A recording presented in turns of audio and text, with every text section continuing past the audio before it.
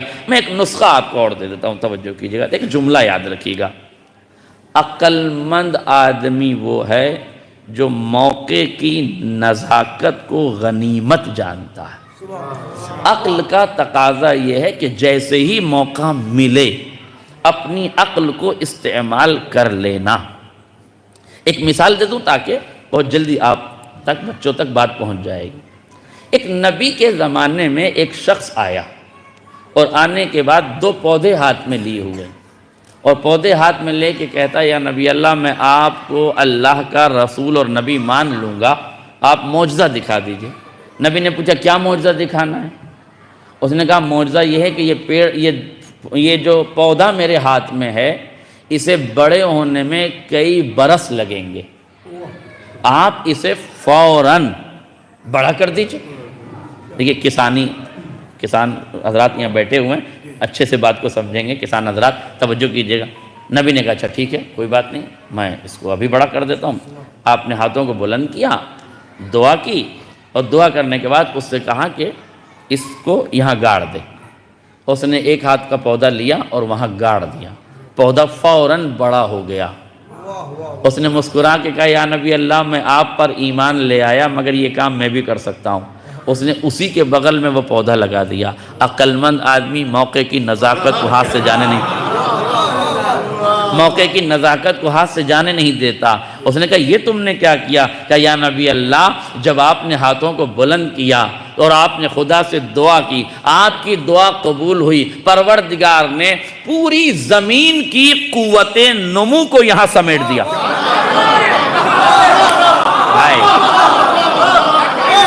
پوری زمین کی قوت نمو کو یہاں سمیٹ دیا۔ میں سمجھ گیا کہ آپ کی دعا سے ابھی قوت نمو یہاں موجود ہے، میں نے عقل کا استعمال کیا، وہیں پودا لگا دیا۔ اگر طاقتیں سمٹ کے آ جائیں تو عقل کا استعمال کر لینا چاہیے۔ اب نسخہ سن لیجئے، اب قرآن مجید کی آیت سے مرتبط کر کے جناب مریم سے پوچھا ان لک ھذا، یہ کہاں سے آیا؟ قالت ہوا من عند اللہ، یہ اللہ کے یہاں سے آیا۔ اب فرمایا ان اللہ یرزق من یشاء بغیر حساب، اللہ جسے چاہتا ہے بے حساب رزق دیتا ہے۔ جناب زکریا نے دیکھ لیا اگر مصلی عبادت مریم پر ابھی ابھی رزق نازل ہوا ہے تو رحمت خدا جوش میں ہے،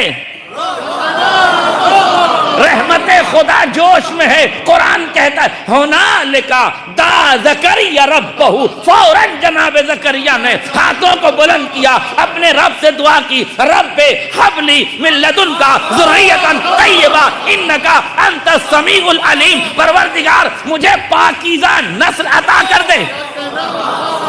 زکریا کیا کر رہے ہیں کہ رحمت خدا اگر رزق مال دے سکتی ہے تو رزق آل بھی عطا ہو۔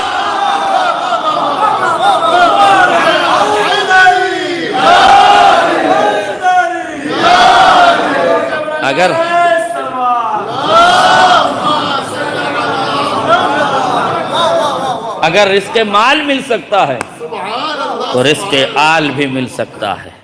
اور رزق میں نے بتایا نا کئی طرح کا ہوتا ہے، رزق سکون بھی ہوتا ہے، رزق استقامت بھی ہوتا ہے۔